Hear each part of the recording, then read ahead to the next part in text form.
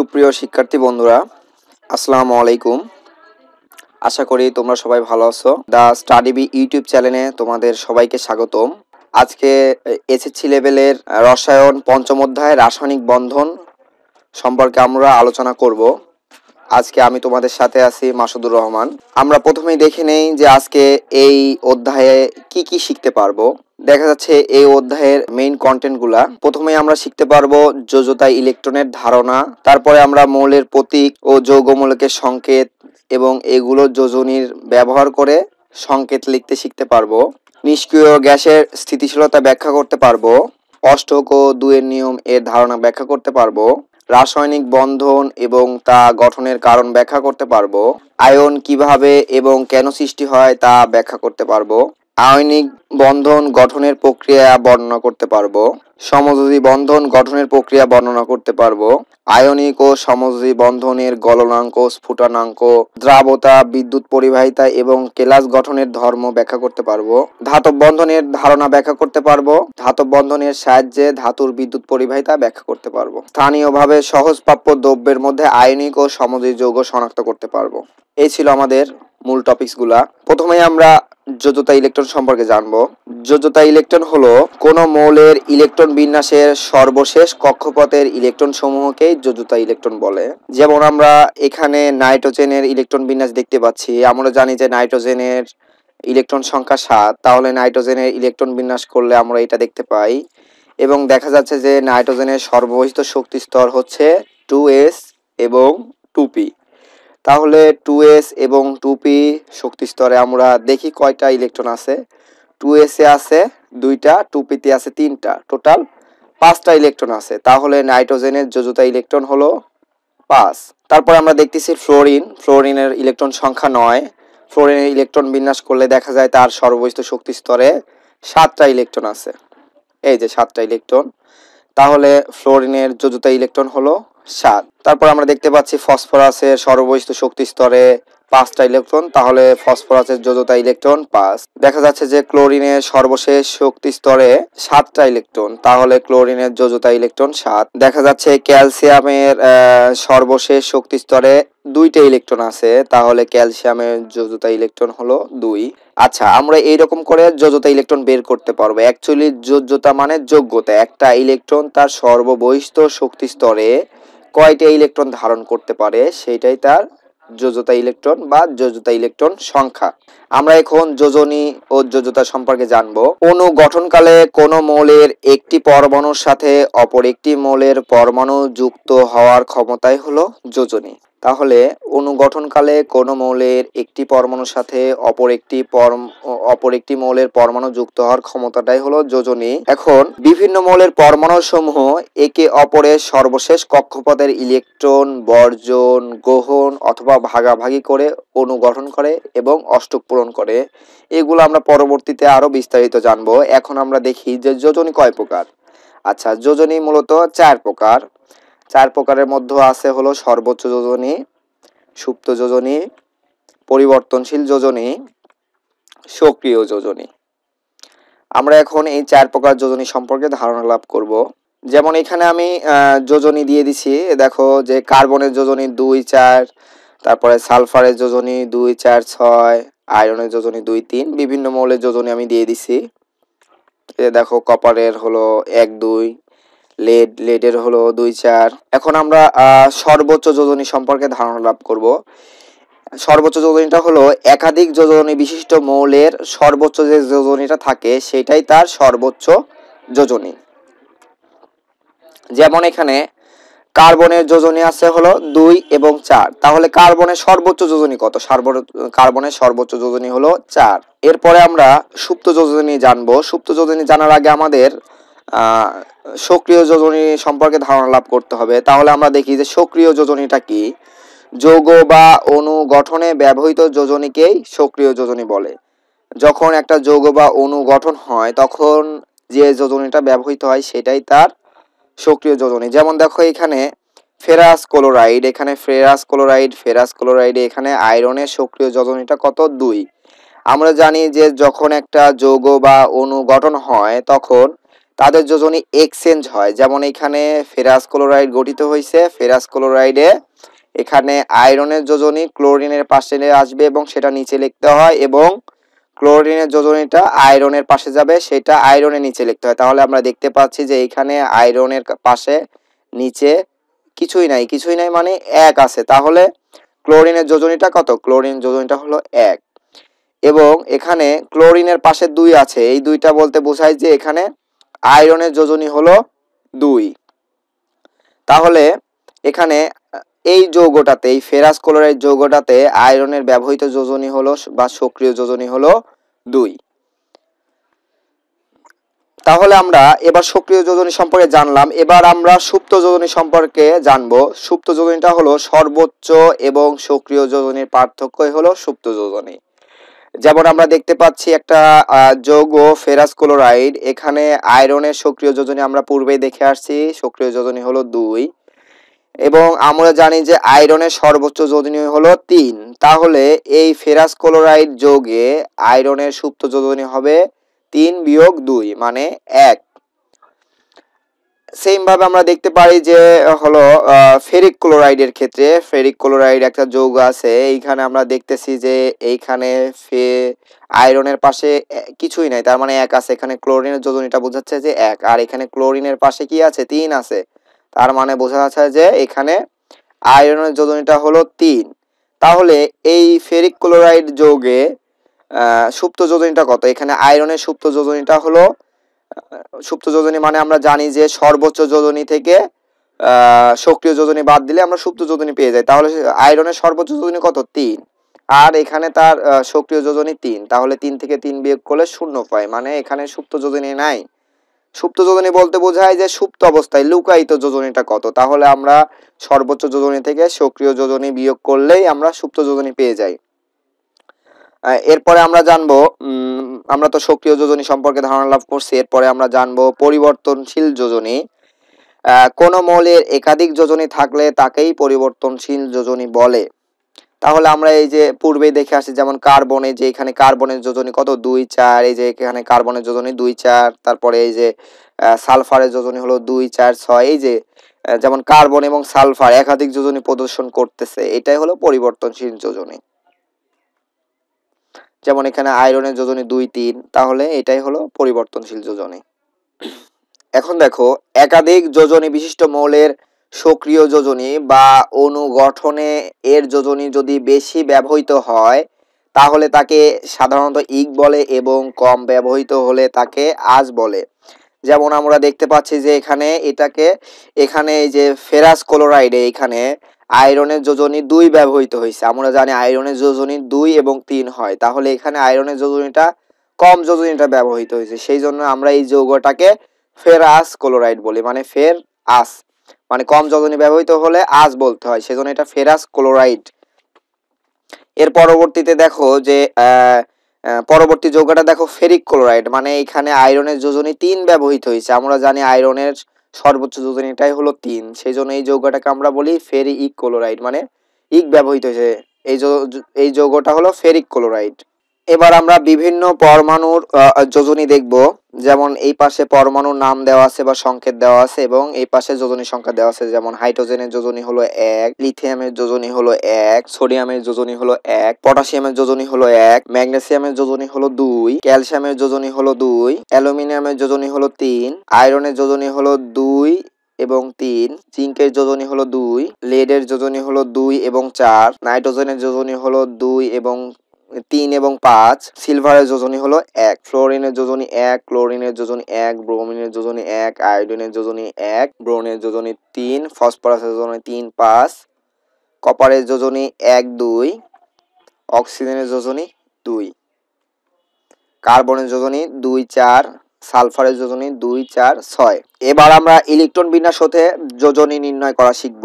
আমরা যদি কোনো একটা মৌলের যোজনী না জানি তাহলে আমরা ইলেকট্রন বিন্যাস হতে সেই মৌলের যোজনী নির্ণয় করতে পারবো, এবং সেটা কেমন করে করব সেটা আমরা এখানে দেখব। দেখো যে এখানে অক্সিজেনের ইলেকট্রন সংখ্যা হলো 8, তাহলে অক্সিজেনের যদি আমরা ইলেকট্রন বিন্যাস করি তাহলে অক্সিজেনের ইলেকট্রন বিন্যাসটা হবে 1s2 2s2 2p4।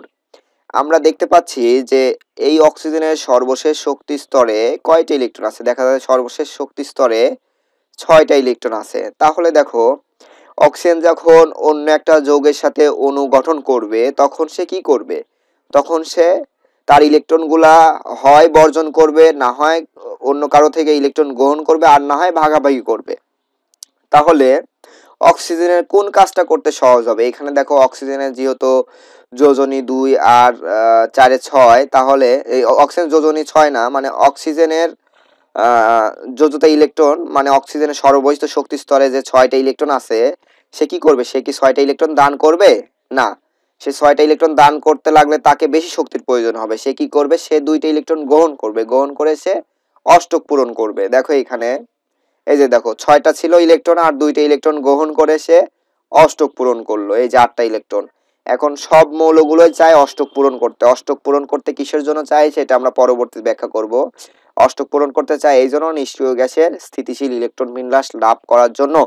তাহলে দেখো অক্সিজেনের সর্ববহিষ্ঠ শক্তি স্তরে 6টা ইলেকট্রন ছিল, সে তাহলে এই 6টা ইলেকট্রন দান করবে না, দান না করে সে সহজ উপায়ে 2টা ইলেকট্রন গ্রহণ করবে, 2টা ইলেকট্রন গ্রহণ করে সে অষ্টক পূরণ করবে। তাহলে এখানে এই যে 2টা ইলেকট্রন গ্রহণ করলো, সেজন্য অক্সিজেনের যোজনী সংখ্যা হলো বা যোজনী হলো 2। অনুরূপভাবে আমরা দেখতে পারি সোডিয়ামের ইলেকট্রন বিন্যাস করলে আমরা দেখতে পারি 1s2 2s2 2p6 3s1। এখানে দেখা যাচ্ছে সোডিয়ামের সর্বশেষ শক্তি স্তরে একটা ইলেকট্রন আছে। তাহলে সোডিয়াম যদি অষ্টক পূরণ করতে চায় তাহলে তার কি করতে হবে? প্রথমত তার একটা ইলেকট্রন ত্যাগ করতে হবে, না হলে তার 7টা ইলেকট্রন গ্রহণ করে অষ্টক পূরণ করতে হবে। তাহলে একটা ইলেকট্রন ত্যাগ করাই তো 7টা ইলেকট্রন গ্রহণ করার চাইতে অনেক সহজ, মানে 7টা ইলেকট্রন গ্রহণ করার চাইতে একটা ইলেকট্রন ত্যাগ করা অবভিয়াসলি অনেক সহজ। সেই জন্য সে এই একটা ইলেকট্রন ত্যাগ করবে, ত্যাগ করে সে অষ্টক পূরণ করবে। এই যে দেখো সোডিয়াম যদি একটা ইলেকট্রন ত্যাগ করে তাহলে 3 নাম্বার শক্তি স্তরটা বিলীন হয়ে যাবে এবং তার থাকবে কত? তখন 2টা শক্তি স্তর থাকবে। দেখো 2টা শক্তি স্তর মানে তখন সর্বশেষ শক্তি স্তরটা হবে এই যে 2s এবং 2p, এই শক্তি স্তরটা। তাহলে দেখা যাচ্ছে যে তার সর্বশেষ শক্তি স্তরে 8টা ইলেকট্রন আছে, এই যে 2টা আর এই 6টা। তাহলে কি 8টা ইলেকট্রন মানে কি? সে হলো অষ্টক পূরণ করলো এবং কি সে নিষ্ক্রিয় গ্যাসের স্থিতিশীল ইলেকট্রন বিন্যাস লাভ করলো। সেই জন্য সোডিয়াম তার সর্ববহিষ্ঠ শক্তি স্তরে একটা ইলেকট্রন ত্যাগ করে সে অষ্টক পূরণ করবে এবং সেজন্য তার যোজনী হলো 1। এরপরে আমরা দেখতে পারি যে অ্যালুমিনিয়াম, আমরা জানি অ্যালুমিনিয়ামের ইলেকট্রন সংখ্যা হলো 13। দেখা যাচ্ছে আমরা অ্যালুমিনিয়ামের ইলেকট্রন বিন্যাস করলে দেখতে পাচ্ছি 1s2 2s2 2p6 3s2 3p1। তাহলে এখানে দেখতে পাচ্ছি অ্যালুমিনিয়ামের সর্বশেষ শক্তি স্তরে টোটাল 3টা ইলেকট্রন আছে। তাহলে অ্যালুমিনিয়াম কি করবে? এই হয় 3টা ইলেকট্রন দান করবে আর না হয় 5টা ইলেকট্রন গ্রহণ করে অষ্টক পূরণ করবে। তাহলে আমরা জানি যে 5টা ইলেকট্রন গ্রহণ করার চাইতে 3টা ইলেকট্রন ত্যাগ করা অনেক সহজ। সেই জন্য অ্যালুমিনিয়াম 3টা ইলেকট্রন ত্যাগ করে অষ্টক পূরণ করবে। এই 3টা ইলেকট্রন ত্যাগ করে অ্যালুমিনিয়াম অষ্টক পূরণ করলে এবং তার যোজনী কত হবে? 3 হবে। অনুরূপভাবে আমরা দেখতে পারি ক্লোরিন ইলেকট্রন বিন্যাস করে আমরা দেখতে পাচ্ছি যে ক্লোরিনের সর্ববহিষ্ঠ শক্তি স্তরে 7টা ইলেকট্রন আছে। তাহলে ক্লোরিন কি করবে? 7টা ইলেকট্রন ত্যাগ করবে না একটা গ্রহণ করবে? অবশ্যই সে একটা ইলেকট্রন গ্রহণ করে অষ্টক পূরণ করবে। একটা ইলেকট্রন গ্রহণ করা 7টা ইলেকট্রন ত্যাগ করার চাইতে অনেক সহজ। তাই ক্লোরিন একটা ইলেকট্রন গ্রহণ করে তার অষ্টক পূরণ করবে এবং এই জন্য ক্লোরিনের যোজনী হলো 1। আমরা তাহলে এই যে ইলেকট্রন বিন্যাসের মাধ্যমে যে কোনো মৌলের যোজনীটা বের করতে পারি। আমাদের যদি কোনো মৌলের যোজনী জানা না থাকে কিন্তু আমরা যদি সেই মৌলের পারমাণবিক সংখ্যা জানি তাহলে আমরা এই পদ্ধতিতে যে কোনো মৌলের যোজনীটা বের করে নিতে পারবো। এখন আমরা শিখব যৌগমূলক ও তাদের যোজনী। একাধিক মৌলের কতিপয় পরমাণু বা আয়ন পরস্পরের সাথে মিলিত হয়ে ধনাত্মক বা ঋণাত্মক আধান বিশিষ্ট একগুচ্ছ পরমাণু তৈরি করে এবং এটি যদি আরেকটি আয়নের ন্যায় আচরণ করে তাহলে তাকে যৌগমূলক বলে। যেমন আমরা দেখতে পাচ্ছি যৌগমূলকের নাম এবং সংকেত এবং তাদের যোজনী দেখতে পাচ্ছি যে অ্যামোনিয়াম, দেখা যাচ্ছে যে অ্যামোনিয়ামের সংকেত এটা এবং তার যোজনী 1। তাহলে যৌগমূলকটা কি? যৌগমূলকটা হলো একাধিক মৌলের কতিপয় পরমাণু পরস্পরের সাথে মিলিত হয়ে ধনাত্মক বা ঋণাত্মক আধান বিশিষ্ট একটি পরমাণু গুচ্ছ তৈরি করে এবং এটি একটি আয়নের ন্যায় আচরণ করে, তাহলে তাকে যৌগমূলক বলে। যেমন এখানে আমরা অ্যামোনিয়াম দেখতে পাচ্ছি যে অ্যামোনিয়ামের একাধিক মৌলের কতিপয় পরমাণু আছে, যেমন এখানে নাইট্রোজেন আছে, হাইড্রোজেন আছে, তাহলে একাধিক মৌলের কতিপয় পরমাণু পরস্পর যুক্ত হয়েছে এবং যুক্ত হয়ে কি তাদের এই যে ধনাত্মক, এই যে আমরা একটা চার্জ বা ধনাত্মক আধান দেখতে পাচ্ছি, এবং ধনাত্মক বা ঋণাত্মক আধান বিশিষ্ট একটি পরমাণু গুচ্ছ, এই অ্যামোনিয়ামটা একটি পরমাণু গুচ্ছ তৈরি করবে এবং এ একটা মাত্র আয়নের ন্যায় আচরণ করবে, সেই জন্য একে যৌগমূলক বলা হয়। তাহলে দেখো এই যৌগমূলকের আমরা এখন যোজনীটা কিভাবে বের করব। এই যে যৌগমূলকের উপরে যে আমরা যে সংখ্যাটা দেখব প্লাস দিয়ে বা মাইনাস দিয়ে, সেটাই তার যোজনী। এইখানে অ্যামোনিয়াম প্লাস দেওয়া আছে, প্লাসের পরে কোনো সংখ্যা নাই, কোনো সংখ্যা না থাকলে আমরা ধরে নেব সেটা এক আছে, সেই জন্য অ্যামোনিয়ামের যোজনী হলো এক। পরবর্তীতে আমরা অন্য অন্য যৌগমূলকের নাম এবং সংকেত দেখব এবং তার যোজনীটাও দেখব। যেমন এখানে কার্বনেট, কার্বনেট দেখা যাচ্ছে এখানে কার্বনেট কার্বন ও অক্সিজেন মিলে গঠিত একটা যৌগমূলক, এবং তার উপরে দেখো ডান পাশে উপরের দিকে 2 আছে, এর দ্বারা বোঝায় যে তার যোজনী সংখ্যা কত 2। এবং এই যে অ্যামোনিয়াম যে প্লাসটা দেখলাম, প্লাস মানে বোঝায় সে কি ধনাত্মক আধানে আহিত, মানে সে একটা ইলেকট্রন ত্যাগ করছে, এবং এখানে এই যে কার্বনেটের মাইনাস দ্বারা বোঝায় সে ঋণাত্মক আধানে আহিত, মানে সে একটা ইলেকট্রন সে কার্বনেটে দেখা যাচ্ছে এখানে 2 মানে সে দুইটা ইলেকট্রন গ্রহণ করেছে বা সে ঋণাত্মক আধানে আহিত, তাহলে কার্বনেটের যোজনী সংখ্যা হলো 2। এরপরে আমরা হাইড্রোজেন কার্বনেট দেখব। হাইড্রোজেন কার্বনেটের হলো যোজনী 1। পরবর্তীতে আমরা বিভিন্ন যৌগমূলকের যোজনী, যৌগমূলকের নাম, সংকেত ও যোজনী দেখব। সালফেটের দেখা যাচ্ছে যে সালফেটের এইখানে সালফেট সালফার ও অক্সিজেনের সমন্বয়ে গঠিত হয়েছে, এবং তার উপরে দেখো -2 বলতে বোঝায় কি সে দুইটা ইলেকট্রন গ্রহণ করেছে, তাহলে এখানে সংখ্যাটা কত 2, তাহলে সালফেটের যোজনী হলো 2। হাইড্রোজেন সালফেট দেখো এর যোজনী সংখ্যা 1। তারপর নাইট্রেটের যোজনী 1, নাইট্রাইটের যোজনী হলো 1। এখানে দেখো এইখানে ফসফোনিয়ামের যোজনী হলো 3। এখানে হাইড্রোক্সাইডের যোজনী হলো 1। এখানে ফসফেটের যোজনী হলো 1। তাহলে আমরা দেখলাম যে বিভিন্ন যৌগমূলক ও তাদের যোজনী সম্পর্কে আমরা ধারণা লাভ করলাম। এবার আমরা যৌগের রাসায়নিক সংকেত সম্পর্কে ধারণা লাভ করব। মৌল বা যৌগমূলকের প্রতীক বা সংকেত ও তাদের সংখ্যার মাধ্যমে কোনো যৌগ বা অণুকে প্রকাশ করাই হলো উক্ত যৌগের রাসায়নিক সংকেত। তাহলে মৌল বা যৌগমূলকের আমরা যে পূর্বে মৌল এবং যৌগমূলক দেখলাম, তাদের প্রতীক বা সংকেত এবং তাদের যে সংখ্যা, তারা কতজন আছে, মানে তারা কয়জন, প্রতীক বা সংখ্যা বলতে বোঝাচ্ছে যে তাদের প্রতীকটি এবং সংখ্যা, সেই মৌল বা যৌগটা কয়টা নিয়ে সেই যৌগটা গঠন করছে, সেটার মাধ্যমে কোনো কিছু প্রকাশ করা হলো রাসায়নিক সংকেত। যৌগের রাসায়নিক সংকেত বলতে বোঝায় মৌল বা যৌগমূলকের প্রতীক বা সংকেত ও তাদের সংখ্যার মাধ্যমে কোনো যৌগ বা অণুকে প্রকাশ করাই হলো উক্ত যৌগের রাসায়নিক সংকেত। তাহলে রাসায়নিক সংকেত লেখার যে নিয়মটা আছে, এবার আমরা সেটা দেখব। রাসায়নিক সংকেত লেখার নিয়মের মধ্যে প্রথমেই আছে কোন মৌলের একটি অণুতে যতগুলো পরমাণু থাকে তার সংখ্যা ইংরেজি হরফে মৌলটির প্রতীকের পাশে নিচে ছোট করে লিখতে হয়। যেমন এইখানে নাইট্রোজেনের পাশে ছোট করে কি লিখছি 2 লিখছি, হাইড্রোজেনের পাশে ছোট করে 2 লিখছি। তার মানে কি বোঝাচ্ছে যে কোন মৌলের একটি অণুতে যতগুলো পরমাণু থাকে, যেমন এখানে নাইট্রোজেনের একটি অণুতে কতগুলো পরমাণু আছে, নাইট্রোজেনের 2টা পরমাণু আছে। এইখানে হাইড্রোজেনের একটি অণুতে হাইড্রোজেনের 2টা পরমাণু আছে, এবং সেটাকে কি করতে হবে, তার প্রতীককে আগে লিখতে হবে ইংরেজি বড় হাতের অক্ষরে। এই যে তার প্রতীকটাকে লিখছি নাইট্রোজেন এবং হাইড্রোজেন, এবং তার সংখ্যাটাকে কি প্রতীকের নিচে, এই যে প্রতীকের নিচে ছোট করে লিখতে হবে। তাহলে রাসায়নিক সংকেত লেখার এটা ছিল প্রথম নিয়ম। এবার 2 নাম্বার নিয়মটা আমরা দেখব। যৌগের অণু দুটি ভিন্ন মৌলের পরমাণু দিয়ে গঠিত হলে তাদের যোজনী যদি কোনো সাধারণ সংখ্যা দিয়ে বিভাজ্য না হয়, তাহলে তাদের যোজনী পরস্পর এক্সচেঞ্জ হবে, মানে একটি যোজনী অন্যটির পাশে লিখতে হবে এবং অপরটির যোজনী অপরটির পাশে লিখতে হবে। তাহলে যৌগের অণুতে যদি দুটি ভিন্ন মৌলের পরমাণু দিয়ে গঠিত হয়, যেমন আমরা 1 নাম্বার নিয়মে দেখলাম যে এখানে একই মৌলের পরমাণু ছিল, যেমন এখানে এটাও নাইট্রোজেন, এটাও এটা হাইড্রোজেন, এখানে নাইট্রোজেন 2টা এবং এখানে হাইড্রোজেন 2টা। বাট যদি যৌগের অণু দুটি ভিন্ন মৌলের পরমাণু হয়, যেমন এইখানে আমি একটা যৌগ দেখাইছি যে অ্যামোনিয়াম ফসফেট, এখানে দেখা যাচ্ছে একটা অ্যামোনিয়াম এবং এখানে একটা ফসফেট যুক্ত আছে, তাহলে যৌগের অণুতে যদি দুটি ভিন্ন মৌলের পরমাণু দিয়ে গঠিত হয় এবং তাদের যোজনী, এইটার যোজনী এবং এইটার যোজনী যদি কোনো সাধারণ সংখ্যা দ্বারা বিভাজ্য না হয়, তাহলে তাদের যোজনী কি হবে, পরস্পর এক্সচেঞ্জ হবে। তার মানে হলো এই অ্যামোনিয়ামের যোজনীটা এই ফসফেটের পাশে আসবে এবং এই ফসফেটের যোজনীটা অ্যামোনিয়ামের পাশে লিখতে হবে। যেমন আমরা জানি যে এখানে দেখো অ্যামোনিয়াম ফসফেটে আমরা জানি অ্যামোনিয়াম এর যোজনী কত, আমরা জানি অ্যামোনিয়ামের যোজনী হলো +1 এবং ফসফেটের যোজনী হলো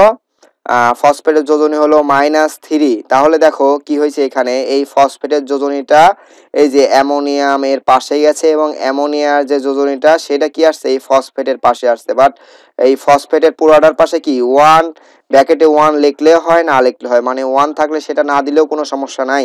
এরপরে আমরা দেখতে পাচ্ছি অ্যামোনিয়াম সালফেট। দেখো অ্যামোনিয়াম সালফেট আমরা জানি যে অ্যালুমিনিয়াম সালফেট, এরপরে দেখো অ্যালুমিনিয়াম সালফেট আমরা জানি অ্যালুমিনিয়ামের যোজনী কত, অ্যালুমিনিয়ামের যোজনী হলো 3 আর সালফেটের যোজনী হলো কত, 2। তাহলে দেখো এরা পরস্পর যোজনী এক্সচেঞ্জ করছে। সালফেটের যোজনী যে ছিল 2 সেটা অ্যালুমিনিয়ামের পাশে লিখছি এবং অ্যালুমিনিয়ামের যে যোজনী 3 সেটা সালফেটের পাশে লিখছি। তাহলে আমরা দেখলাম যে যৌগের অণুতে যদি দুটি ভিন্ন মৌলের পরমাণু দিয়ে গঠিত হয় এবং তাদের যোজনী যদি কোনো সাধারণ সংখ্যা দিয়ে বিভাজ্য না হয়, তাহলে তারা পরস্পর যোজনী এক্সচেঞ্জ করে। এর পরবর্তীতে আমরা দেখতে পারি যে ফেরাস সালফেট। আমরা জানি যে ফেরাস সালফেট আয়রনের যোজনী কত, আয়রনের যোজনী হলো 2 এবং 3, কিন্তু এই যৌগে আয়রন যোজনী 2 যোজনী ব্যবহার করছে। দেখো আয়রনের যোজনী 2, আয়রনের যোজনী যদি আমি সালফেটের পাশে লিখি, সালফেট আয়নের, এবং সালফেটের যোজনী কত, আমরা জানি সালফেটের যোজনী হলো 2, তাহলে সেটাও আয়রনের পাশে লিখতে হবে। দেখা যাচ্ছে যে এখানেও 2 আসছে, এখানেও 2 আসছে, দুইটারই সমান, মানে তাহলে তারা কি একটা কমন সংখ্যা, যেমন 2 দ্বারা বিভাজ্য হবে, সেই জন্য এই যোজনীটাকে না লিখলে হয়। 2 দ্বারা বিভাজ্য করলে প্রত্যেকটার যোজনী 1 1 হয়ে যায়, সেই জন্য যদি কমন সংখ্যা দ্বারা বিভাজ্য হয় তাহলে সেই যোজনীটা না লিখলেও হবে। এই ছিল যৌগের রাসায়নিক সংকেত এবং রাসায়নিক সংকেত লেখার নিয়ম। এরপরে আমরা আণবিক সংকেত ও গাঠনিক সংকেত সম্পর্কে ধারণা লাভ করব। আণবিক সংকেত, রাসায়নিক সংকেতকেই আণবিক সংকেত বলে। ইতিমধ্যে আমরা জেনে গেছি যে রাসায়নিক সংকেতটা কি। রাসায়নিক সংকেত হলো মৌলের প্রতীক এবং তার সংখ্যার মাধ্যমে কোনো কিছু লেখাই হলো রাসায়নিক সংকেত। তাহলে আণবিক সংকেতটাই হলো রাসায়নিক সংকেত বা রাসায়নিক সংকেতটাই হলো আণবিক সংকেত। এখানে আমরা দেখতে পাচ্ছি যে আণবিক সংকেত বা রাসায়নিক সংকেতে কি থাকে, মৌলের প্রতীক থাকে এবং সংখ্যা থাকে। যেমন এখানে আমরা লিখছি প্রোপেন। দেখো এখানে প্রোপেন বলতে বোঝাচ্ছে C3H8, মানে হলো কার্বন 3টা আছে এবং হাইড্রোজেন আছে হলো 8টা। এখানে আমরা কার্বনের প্রতীক দেখাইছি এবং তার সংখ্যা দেখাইছি, হাইড্রোজেনের প্রতীক দেখাইছি এবং হাইড্রোজেনের সংখ্যা দেখাইছি। তাহলে প্রোপেনের আণবিক সংকেত হলো এইটা। এরপরে দেখো দেখা যাচ্ছে যে সোডিয়াম ক্লোরাইড, এখানে আমরা সোডিয়াম দেখাইছি, ক্লোরাইড দেখাইছি এবং তাদের সংখ্যা দেখাইছি। তাদের সংখ্যা হলো 1 1 করে আছে এখানে। তাহলে মৌলের প্রতীক এবং সংখ্যার মাধ্যমে কোনো কিছু লেখাই হলো আণবিক সংকেত। এরপরে আমরা গাঠনিক সংকেত সম্পর্কে জানবো। একটি মৌলের পরমাণুগুলো যেভাবে সাজানো থাকে প্রতীক বা বন্ধন এর মাধ্যমে তা প্রকাশ করাকে গাঠনিক সংকেত বলে। তাহলে একটি মৌলের পরমাণুগুলো কিভাবে সাজানো আছে, মানে তার গঠনটা কেমন, সেটা যদি আমরা প্রতীক বা বন্ধনের মাধ্যমে প্রকাশ করি তাহলে সেটাই হলো গাঠনিক সংকেত। যেমন আমরা উপরে দেখলাম যে আণবিক সংকেতে প্রোপেনের আণবিক সংকেতটা হলো C3H8। এখানে দেখা যাচ্ছে যে তাহলে এই C3H8 প্রোপেনের গাঠনিক সংকেতটা কেমন হবে। এখানে আমরা যখন গাঠনিক সংকেত করব তখন আমরা মনে রাখবো যে এখানে আমাদের যোজনীটা আগে লাগবে। দেখো এখানে আছে কয়টা কার্বন, আছে কয়টা, 3টা কার্বন আছে, তাহলে আমরা 3টা কার্বন পাশাপাশি লিখে রাখলাম। তারপরে দেখো আমরা জানি কার্বনের যোজনী কত, কার্বনের যোজনী 2 এবং 4, কিন্তু এই যৌগে কার্বন 4 যোজনী ব্যবহার করছে, বেশিরভাগ যৌগে কার্বন 4 যোজনী ব্যবহার করে। তাহলে কার্বনের 4 জ্বলনী আমরা এখানে 4টা হাতের মতো করে ধরবো। তাহলে দেখো এই কার্বনের কয়টা হাত হবে, যেহেতু কার্বনের জ্বলনী 4 তাই 4টা হাত, এই একটা হাত, এই একটা হাত, এই একটা হাত, এই একটা হাত। সেম ভাবে আমরা প্রত্যেকটা কার্বনেই দেখো 4 হাত পূরণ করে দিচ্ছি। প্রত্যেকটা কার্বনের হাতই হলো 4। এখন এই প্রত্যেকটা হাতে আমরা কি করব, একটা করে হাইড্রোজেন বসাই দেবো। এই যে দেখো, তাহলে কার্বন, প্রত্যেকটা কার্বন তার প্রত্যেকটা হাত দিয়ে একটা করে হাইড্রোজেন ধরছে। আর এই হাতটা দিয়ে কি হয়েছে, এই হাতটা দিয়ে এই যে এই কার্বনের সাথে সংযুক্ত হয়েছে। আবার কার্বনের এই হাতটা দিয়ে এই হাতটা সংযুক্ত। আমরা দেখবো যে কার্বনের 4 হাতই ফিল আপ হয়েছে কিনা। দেখো 1 2 3 4, দেখা যাচ্ছে কার্বনের 4টা হাতই ব্যবহৃত হয়েছে। এবং আমরা জানি যে হাইড্রোজেনের যোজনী কত, আমরা জানি যে হাইড্রোজেনের যোজনী হলো 1 বা হাইড্রোজেনের হাত হলো 1। তাহলে দেখো প্রত্যেকটা ক্ষেত্রে হাইড্রোজেন একটা হাত দিয়ে একটাই কার্বনের সাথে যুক্ত হয়েছে। এই যে দেখো, তাহলে এখান থেকে দেখো কার্বন কয়টা ছিল, 1 2 3টা, এবং হাইড্রোজেন কয়টা ছিল, টোটাল 8টা। দেখো এখানে হাইড্রোজেনও 8টাই আছে। তাহলে এই যে প্রোপেনের আণবিক সংকেতটা ছিল এইটা, সেই প্রোপেনের গাঠনিক সংকেতটা হলো এই যে এইটা। মানে তার অণু কেমন ভাবে, তার পরমাণুগুলো কেমন ভাবে সাজানো আছে সেটা আমরা গঠনের মাধ্যমে দেখাই দিলাম এই যে গাঠনিক সংকেতে। অনুরূপভাবে আমরা পানির গঠনিক সংকেত দেখতে পারি। পানির হলো আণবিক সংকেত হলো H2O। এটার গাঠনিক সংকেত কেমন হবে, দেখো আমরা জানি যে অক্সিজেনের হাত কয়টা, অক্সিজেনের হাত হলো 2টা, বা অক্সিজেনের যোজনী 2। তাহলে অক্সিজেন তার 2টা হাত দিয়ে 2টা হাইড্রোজেনকে ধরবে। এটা হলো পানির গাঠনিক সংকেত। এরপরে আমরা মিথেনের গাঠনিক সংকেত সম্পর্কে জানবো। দেখো মিথেন, এখানে মিথেন বলতে CH4। তাহলে মিথেন একটা কার্বন আছে এবং 4টা হাইড্রোজেন আছে। আমরা জানি কার্বনের হাত কয়টা, 4টা। তাহলে এই যে 4টা কার্বনের হাত 4টা হাইড্রোজেনকে ধরছে। এই যে তাহলে এখানে দেখো মিথেনের এটা হলো আণবিক সংকেত, সেই মিথেনের গাঠনিক সংকেত হলো এইটা। তাহলে আমরা দেখলাম এখানে আণবিক সংকেত এবং গাঠনিক সংকেত, গাঠনিক সংকেত কিভাবে লিখতে হয় সেটাও দেখলাম। এবার আমরা অষ্টক ও দুইয়ের নিয়ম সম্পর্কে জানবো। অষ্টকের নিয়ম, অণু গঠনকালে কোনো মৌলের ইলেকট্রন গ্রহণ, বর্জন অথবা ভাগাভাগির মাধ্যমে তার সর্বশেষ শক্তি স্তরে 8টি ইলেকট্রন ধারণের মাধ্যমে নিষ্ক্রিয় গ্যাসের ইলেকট্রন বিন্যাস লাভ করে, একেই অষ্টকের নিয়ম বলে। তাহলে অণু গঠনকালে কোনো মৌলের সর্বশেষ শক্তি স্তরে যে ইলেকট্রন থাকে সেই ইলেকট্রন সে বর্জনও করতে পারে, আবার সেইখানে কোনো ইলেকট্রন গ্রহণও করতে পারে, আবার সেটা ভাগাভাগিও করতে পারে। করে সে তার সর্বশেষ শক্তি স্তরে 8টি ইলেকট্রন পূরণ করবে এবং সে নিষ্ক্রিয় গ্যাসের স্থিতিশীল ইলেকট্রন বিন্যাস লাভ করবে। এটাই হলো অষ্টকের নিয়ম। যেমন আমরা এখানে দেখতে পাচ্ছি যে মিথেনে আমরা জানি মিথেন গঠিত হয়েছে কার্বন এবং হাইড্রোজেন দ্বারা।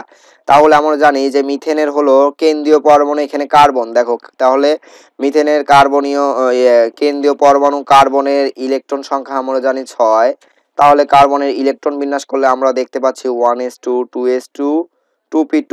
তাহলে দেখো মিথেনে এই কার্বনের সর্বশেষ শক্তি স্তরে কয়টা ইলেকট্রন, এখানে দেখা যাচ্ছে কার্বনের সর্বশেষ শক্তি স্তরে হলো 4টা ইলেকট্রন, এবং আমরা জানি হাইড্রোজেনের ইলেকট্রন সংখ্যা 1। তাহলে হাইড্রোজেনের সর্বশেষ শক্তি স্তরে একটা ইলেকট্রন। তাহলে কার্বন যদি অষ্টক পূরণ করতে চায় তাহলে তার কি করতে হবে, তার সর্বশেষ শক্তি স্তরে আরো 8টা ইলেকট্রন লাগবে। তাহলে আরো 4টা ইলেকট্রন লাগবে। তাহলে 2টা আর 2টা মিলে টোটাল 8টা ইলেকট্রন হবে এবং সে অষ্টক পূরণ করবে। সেই জন্য কার্বন 4টা হাইড্রোজেনের সাথে যুক্ত হবে।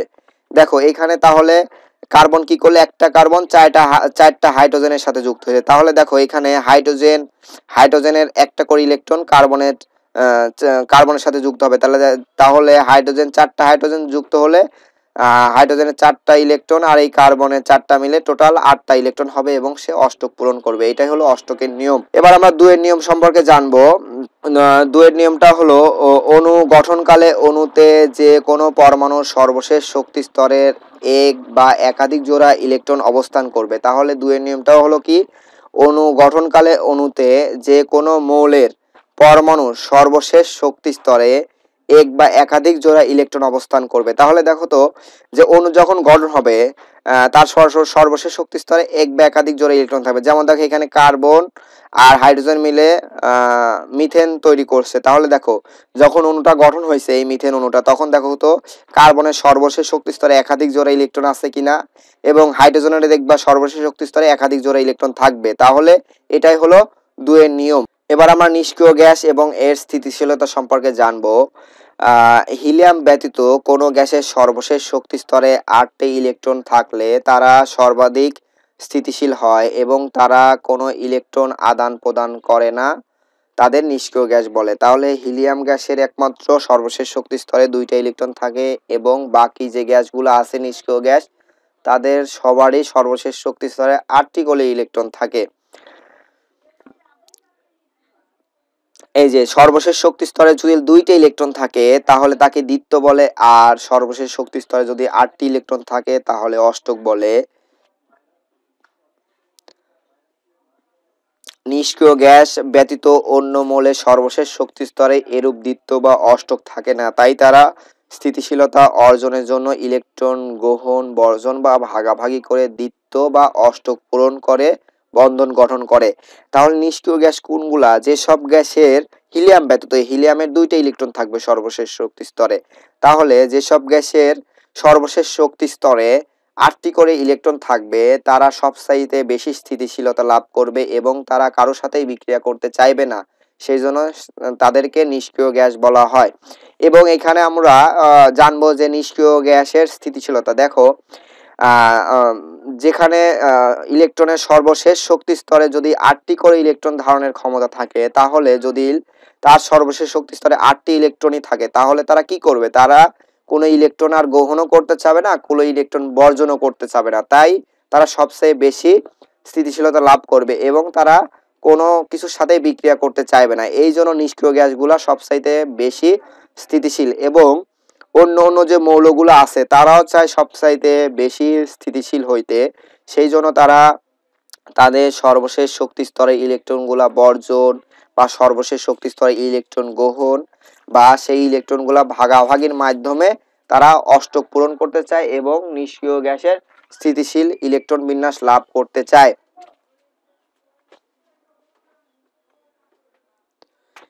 এবার আমরা দেখব নিষ্ক্রিয় গ্যাসের ইলেকট্রন বিন্যাস। এখানে আমরা প্রথমেই দেখতে পাচ্ছি হিলিয়ামের ইলেকট্রন বিন্যাস। আমরা জানি হিলিয়ামের ইলেকট্রন সংখ্যা হলো 2, তাহলে হিলিয়ামের ইলেকট্রন বিন্যাস হবে 1s2। এরপরে আমরা দেখতে পাচ্ছি যে নিয়ন আমরা জানি নিয়নের ইলেকট্রন সংখ্যা হলো 10 এবং নিয়নের ইলেকট্রন বিন্যাস আমরা দেখতে পাচ্ছি এবং দেখতে পাচ্ছি যে হিলিয়ামের সর্বশেষ শক্তি স্তরে 2টা ইলেকট্রন, তার মানে হিলিয়াম দ্বিত্ব পূরণ করছে। এবং দেখা যাচ্ছে যে নিয়নের সর্বশেষ শক্তি স্তরে দেখো 8টা ইলেকট্রন আছে। এই যে নিয়নের সর্বশেষ শক্তি স্তরে 8টা ইলেকট্রন, তাহলে নিয়ন অষ্টক পূরণ করছে, পাশাপাশি দ্বিত্ব পূরণ করছে।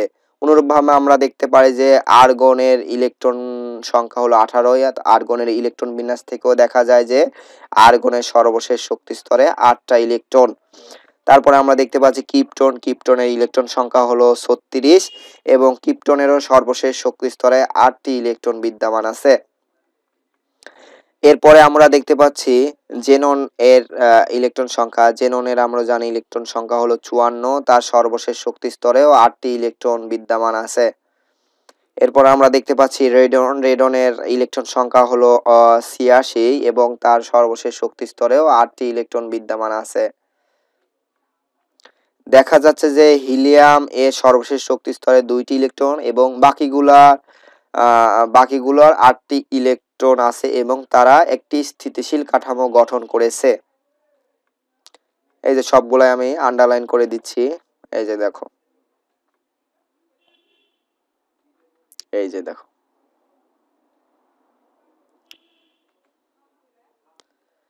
এরপরে আমরা রাসায়নিক বন্ধন সম্পর্কে জানবো। রাসায়নিক বন্ধন মূলত 3 প্রকার। প্রথমত একটা হলো আয়নিক বন্ধন, দ্বিতীয়ত হলো সমযোজী বন্ধন আর তৃতীয়ত হলো সন্নিবেশ সমযোজী বন্ধন। তোমাদের এসএসসি সিলেবাসের এই অধ্যায়ে আয়নিক এবং সমযোজী বন্ধন সম্পর্কে আলোচনা করা আছে, আমরা সেইগুলোই দেখব। দেখো, এখন আমরা জানবো যে রাসায়নিক বন্ধন গঠনের কারণ। তাহলে প্রথমে আমরা দেখব হলো যে রাসায়নিক বন্ধনটা হলো অণুতে পরমাণু সমূহ যে আকর্ষণের মাধ্যমে একে অপরের সাথে যুক্ত থাকে তাকেই রাসায়নিক বন্ধন বলে। তাহলে একটি অণুতে তার পরমাণু সমূহ একে অপরের সাথে যে আকর্ষণের মাধ্যমে যুক্ত থাকবে সেটাই হলো রাসায়নিক বন্ধন।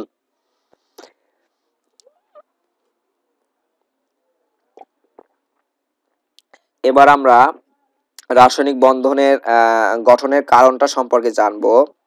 দুটি পরমাণু যখন পরস্পরের কাছাকাছি থাকে তখন তাদের সর্বশেষ শক্তি স্তরে ইলেকট্রন বর্জন, গ্রহণ বা ভাগাভাগির মাধ্যমে নিষ্ক্রিয় গ্যাসের ইলেকট্রন বিন্যাস অর্জন করে স্থিতিশীল হইতে চায় এবং সেজন্যই রাসায়নিক বন্ধন গঠন করে। আমরা সবাই চাই সবচাইতে শক্তিশালী হইতে, তেমনিভাবে মৌলগুলো চায় সবচাইতে শক্তিশালী বা স্থিতিশীল হইতে। সেই জন্য দুটি পরমাণু যখন পরস্পরের কাছাকাছি আসে তখন তারা এমনি এমনি স্থিতিশীলতা লাভ করতে পারে না। তারা ইলেকট্রন হয় গ্রহণ করতে হবে, না হয় বর্জন করতে হবে, আর না হয় ভাগাভাগি করে নিষ্ক্রিয় গ্যাসের যে স্থিতিশীল ইলেকট্রন বিন্যাস আছে মানে অষ্টক বা দ্বিত্ব সেটা পূরণ করতে হবে এবং এটার জন্যই তারা রাসায়নিক বন্ধনে আবদ্ধ হয়। তাহলে নিষ্ক্রিয় গ্যাসের স্থিতিশীল ইলেকট্রন বিন্যাস অর্জন করার জন্যই অন্য অন্য মৌলগুলো রাসায়নিক বন্ধনে আবদ্ধ হয়। এবার আমরা ক্যাটায়ন ও অ্যানায়ন সম্পর্কে জানবো। ক্যাটায়ন নিরপেক্ষ পরমাণুর বাহিরের শক্তি স্তর থেকে এক বা একাধিক ইলেকট্রন ত্যাগ করে ধনাত্মক আধানে পরিণত হয়, একে ক্যাটায়ন বলে। তাহলে নিরপেক্ষ একটা পরমাণু সে কি করে, তার বাইরের শক্তি স্তর থেকে এক বা একাধিক ইলেকট্রন ত্যাগ করে এবং সে ধনাত্মক আয়নে পরিণত হয়, এটাই হলো ক্যাটায়ন। যেমন আমরা দেখতে পারি সোডিয়াম একটা নিরপেক্ষ পরমাণু, সে কি করছে, একটা ইলেকট্রন ত্যাগ করছে এবং সে সোডিয়াম প্লাস আয়ন গঠন করছে বা সোডিয়াম ধনাত্মক আয়ন গঠন করছে। তাহলে এটা একটি ক্যাটায়ন। দেখো এই যে সোডিয়াম একটা ইলেকট্রন ত্যাগ করছে, এই ইলেকট্রন ত্যাগটাকে তুমি সমীকরণ এই পাশে প্লাস চিহ্ন দিয়েও দেখাইতে পারো, আবার এই পাশে মাইনাস চিহ্ন দিয়েও দেখাইতে পারো। কারণ কি, এখানে যেহেতু প্লাস আছে তাহলে এই পাশে আসলে কি হবে, এই পাশে আসলে মাইনাস হবে। যেমন আমরা দেখতে পারি, এই যে দেখো, তাহলে সোডিয়াম কি ছিল, একটা নিরপেক্ষ পরমাণু ক্যাটায়ন সৃষ্টি হওয়ার মূল কারণ কি, ইলেকট্রনটা ত্যাগ করতে হবে। তাহলে সোডিয়াম থেকে কি একটা ইলেকট্রন মাইনাস হয়ে গেল বা ত্যাগ হয়ে গেল এবং উৎপন্ন করলো কি সোডিয়াম আয়ন, এই যে সোডিয়াম প্লাস আয়ন।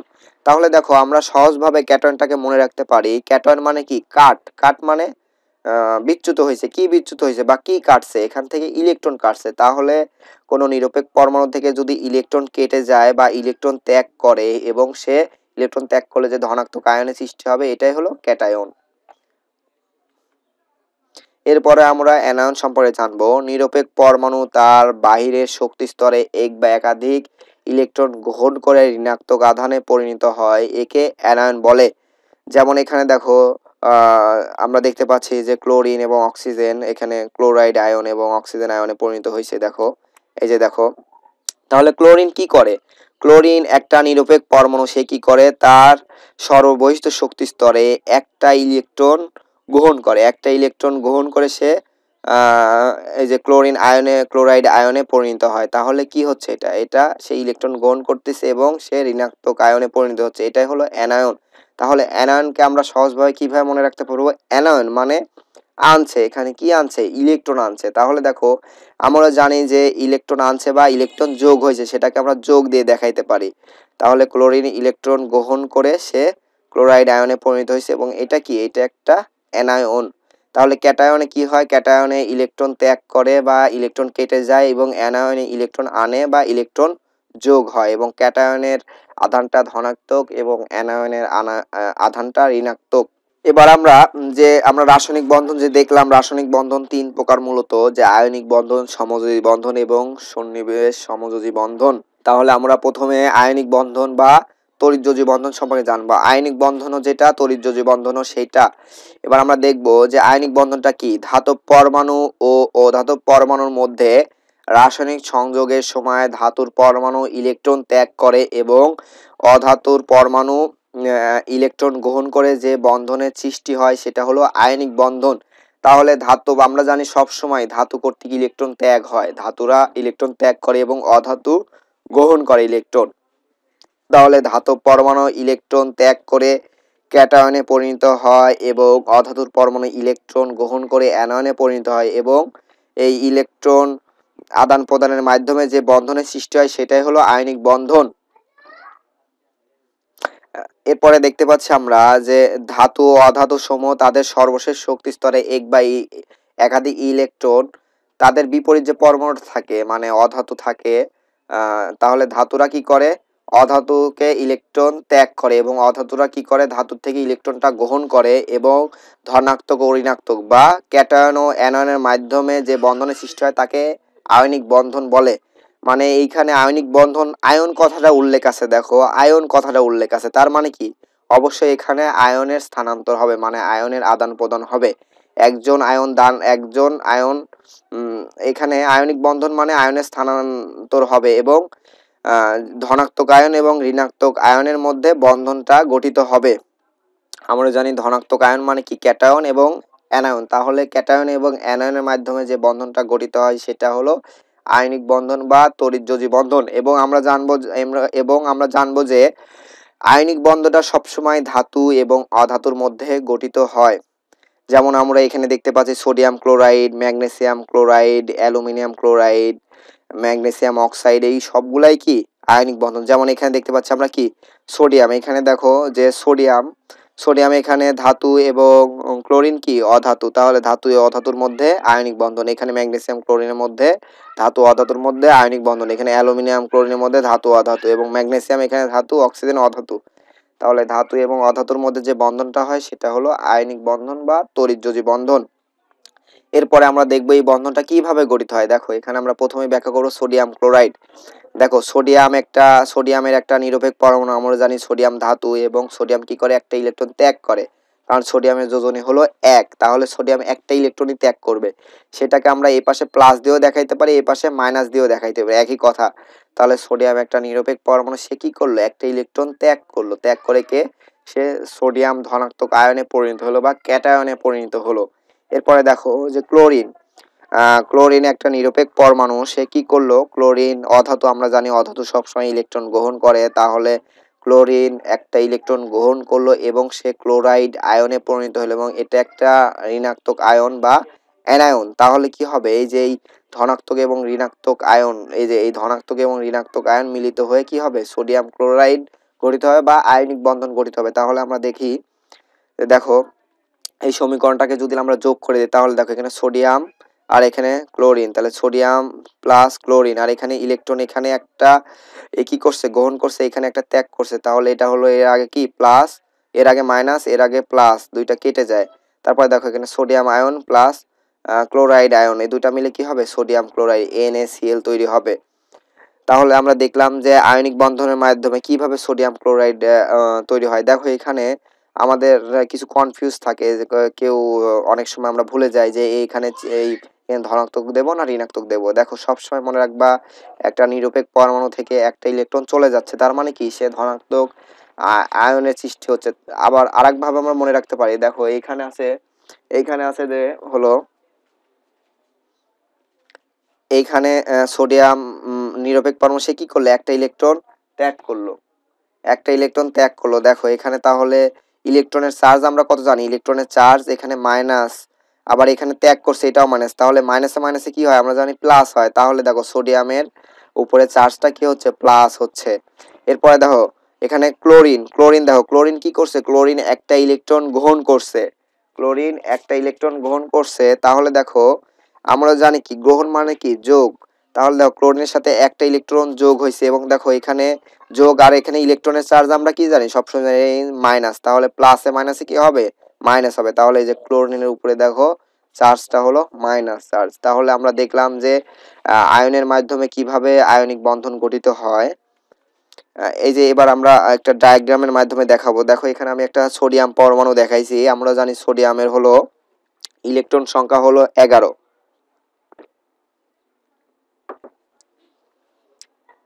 দেখো এখানে সোডিয়ামের যে ইলেকট্রন সংখ্যা 11, সেই 11টা ইলেকট্রন আমরা এখানে দেখাইছি।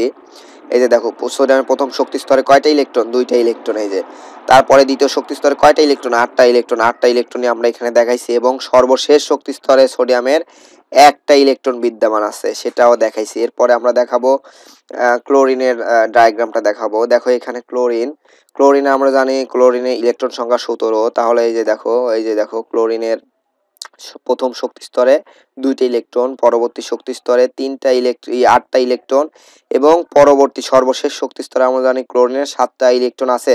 তাহলে এরা যখন বন্ধন গঠন করবে তখন কি হবে, এরা সবসময় সোডিয়ামও চাবে যে নিষ্ক্রিয় গ্যাসের স্থিতিশীল ইলেকট্রন বিন্যাস লাভ করতে, আবার ক্লোরিনও চাবে নিষ্ক্রিয় গ্যাসের স্থিতিশীল ইলেকট্রন বিন্যাস লাভ করতে, কিন্তু এমনি এমনি কি এরা পারবে? সেটা করতে পারবে না। তাদের কি করতে হবে, দেখো সোডিয়ামের এই সর্ববহিষ্ঠ শক্তি স্তর থেকে এই ইলেকট্রনটা ত্যাগ করতে হবে, আর এই ক্লোরিনের সর্বশেষ শক্তি স্তরে আর একটা ইলেকট্রন গ্রহণ করতে হবে, তাহলে অষ্টক পূরণ হবে। কারণ দেখো সোডিয়াম যদি তার সর্বশেষ শক্তি স্তরে এই একটা ইলেকট্রন ত্যাগ করে তাহলে তার এই তৃতীয় শক্তি স্তরটাই বিলীন হয়ে যাবে এবং তার থাকবে আর 2টা শক্তি স্তর। তাহলে দেখো তার সর্বশেষ শক্তি স্তর তখন কোনটা হবে, 2 নাম্বার শক্তি স্তর, এবং দেখো তার সর্বশেষ এই 2 নাম্বার শক্তি স্তরে 8টা ইলেকট্রনই বিদ্যমান আছে। তার মানে কি, সে নিষ্ক্রিয় গ্যাসের স্থিতিশীল ইলেকট্রন বিন্যাস তখন লাভ করবে। তাহলে কি করবে, এই সোডিয়াম এই ইলেকট্রনটা ত্যাগ করবে এবং এই ত্যাগকৃত ইলেকট্রনটা কি করবে, ক্লোরিন গ্রহণ করবে। এই যে দেখো ক্লোরিন এখানে গ্রহণ করবে, তাহলে দেখো ক্লোরিনেরও সর্বশেষ শক্তি স্তরে 8টি ইলেকট্রন পূরণ হবে, তাহলে ক্লোরিনও নিষ্ক্রিয় গ্যাসের স্থিতিশীল ইলেকট্রন বিন্যাস লাভ করবে। এইভাবেই সোডিয়াম ক্লোরাইড তৈরি হবে। এই যে দেখো তাহলে সোডিয়াম কি করলো, তার এই একটা ইলেকট্রন ত্যাগ করলো এবং ক্লোরিন এই সোডিয়ামের ত্যাগকৃত ইলেকট্রনটা গ্রহণ করলো এবং সোডিয়াম তাহলে কি হলো, সোডিয়ামের ওই স্তরটা বিলীন হয়ে গেল এবং সে সোডিয়াম প্লাস আয়নের সৃষ্টি হলো, ক্যাটায়নের সৃষ্টি হলো। এবং দেখো এই আর ক্লোরিনটা কি করলো, ক্লোরিন ওই ত্যাগকৃত ইলেকট্রনটা গ্রহণ করে সে ক্লোরিন ঋণাত্মক আয়নের সৃষ্টি হলো বা অ্যানায়নের সৃষ্টি হলো। তাহলে এই ক্যাটায়ন এবং অ্যানায়ন মিলিত হয়ে কি হবে, সোডিয়াম ক্লোরাইড একটা অণু গঠিত হবে। তাহলে আমরা দেখলাম যে আয়নিক বন্ধন কিভাবে গঠিত হয়। এই যে সোডিয়াম ক্লোরাইড গঠিত হয়ে গেল।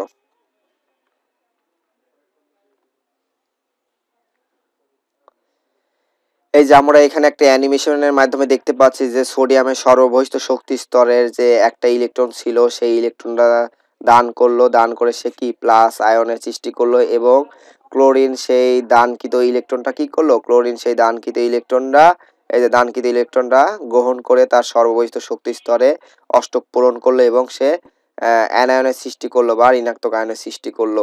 তাহলে আমরা দেখতে পাচ্ছি যে কিভাবে ইলেকট্রন আদান প্রদানের মাধ্যমে একটা আয়নিক বন্ধন সৃষ্টি হয়। ইলেকট্রন দান এবং গ্রহণের মাধ্যমে আয়নিক বন্ধন সৃষ্টিটা আমরা ব্যাখ্যা করলাম। দেখো সোডিয়াম পরমাণু তার সর্বশেষ শক্তি স্তরে একটি ইলেকট্রন ত্যাগ করে নিষ্ক্রিয় গ্যাসের মতো ইলেকট্রন বিন্যাস অর্জন করে, অপরদিকে ক্লোরিন পরমাণু সোডিয়াম পরমাণু ত্যাগকৃত ইলেকট্রনটি গ্রহণ করে নিষ্ক্রিয় গ্যাসের মতো ইলেকট্রন বিন্যাস অর্জন করে। এভাবেই পরমাণু সমূহ নিষ্ক্রিয় গ্যাসের মতো ইলেকট্রন বিন্যাস অর্জন করে এবং কি সোডিয়াম ক্লোরাইড একটা অণু গঠন করে।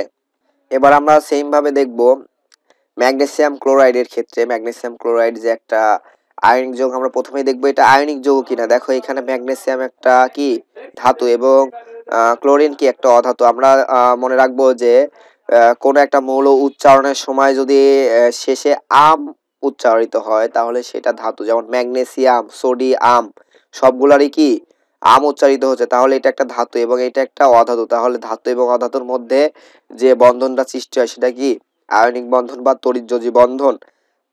তাহলে ম্যাগনেসিয়াম ক্লোরাইড একটি আয়নিক বন্ধন, সেটা আমরা এখন ব্যাখ্যা করব। দেখো ম্যাগনেসিয়ামের যোজনী আমরা জানি 2। তাহলে ম্যাগনেসিয়াম কি করবে, তার সর্ববহিষ্ঠ একটা ম্যাগনেসিয়াম নিরপেক্ষ পরমাণু তার সর্ববহিষ্ঠ শক্তি স্তর থেকে কি করবে, 2টা ইলেকট্রন ত্যাগ করবে এবং সে Mg2+ বা ধনাত্মক বা একটা ক্যাটায়নের সৃষ্টি করবে।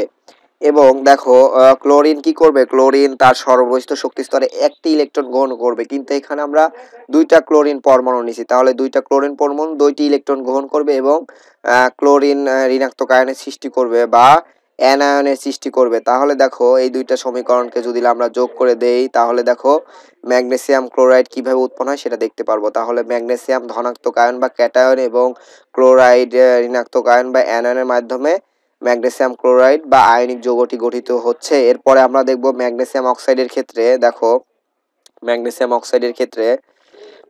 ম্যাগনেসিয়াম কি করে, ম্যাগনেসিয়াম অনুরূপভাবে কি তার যোজনী যেহেতু 2 সে 2টা ইলেকট্রন ত্যাগ করবে এবং ক্যাটায়নের সৃষ্টি করবে।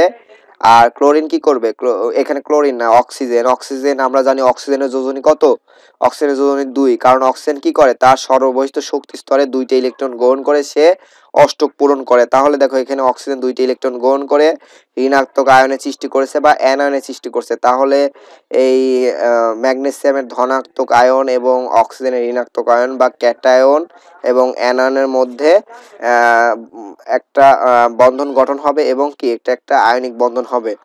এই যে আমরা দেখতে পাচ্ছি, আমরা সমীকরণ দুইটা যদি যোগ করে দেই তাহলে দেখা যাচ্ছে যে ম্যাগনেসিয়াম অক্সাইড কিভাবে উৎপন্ন হয়। এরপরে আমরা তোমাদের একটা বাড়ির কাজ দিয়ে দিলাম, সেটা হলো হোমওয়ার্ক। অ্যালুমিনিয়াম ক্লোরাইড যে একটা আয়নিক যৌগ বা আয়নিক বন্ধন গঠন করে সেটা তোমাদের দেখাইতে হবে। এবার আমরা দেখব যে আয়নিক বন্ধন গঠনের কারণ। নিষ্ক্রিয় গ্যাসগুলো রাসায়নিকভাবে নিষ্ক্রিয় কারণ তাদের সর্বশেষ শক্তি স্তরে 8টি করে ইলেকট্রন আছে। প্রত্যেক মৌল চায় নিষ্ক্রিয় গ্যাসের ইলেকট্রন বিন্যাস লাভ করতে, আর নিষ্ক্রিয় গ্যাসের গঠন লাভ করতে পারলে তারা অধিকতর স্থিতিশীলতা অর্জন করতে পারবে, আর সেই জন্যই আয়নিক বন্ধন তারা গঠন করে। ইলেকট্রন আদান প্রদানের মাধ্যমে তারা তাদের সর্বস্থ শক্তি স্তরে অষ্টক পূরণ করে এবং নিষ্ক্রিয় গ্যাসের ইলেকট্রন বিন্যাস লাভ করে অধিক স্থিতিশীলতা অর্জন করতে চায়, এবং সেই কারণেই আয়নিক বন্ধন ধাতু এবং অধাতুর মধ্যে আয়নিক বন্ধন গঠিত হয়। এবার আয়নিক বন্ধনের বৈশিষ্ট্য সমূহ আমরা দেখব। প্রথম বৈশিষ্ট্য হলো অবশ্যই সর্বশেষ শক্তি স্তরে ইলেকট্রন স্থানান্তরের মাধ্যমে আয়নিক বন্ধন গঠিত। আমরা পূর্বে দেখে ফেলেছি যে কিভাবে আয়নিক বন্ধন গঠিত হয়, সেখানে আমরা দেখেছি যে ইলেকট্রন আদান প্রদানের মাধ্যমে, মানে ধাতুর পরমাণুগুলো ইলেকট্রন দান করে এবং সেই দানকৃত ইলেকট্রনগুলো অধাতুর পরমাণু গ্রহণ করে।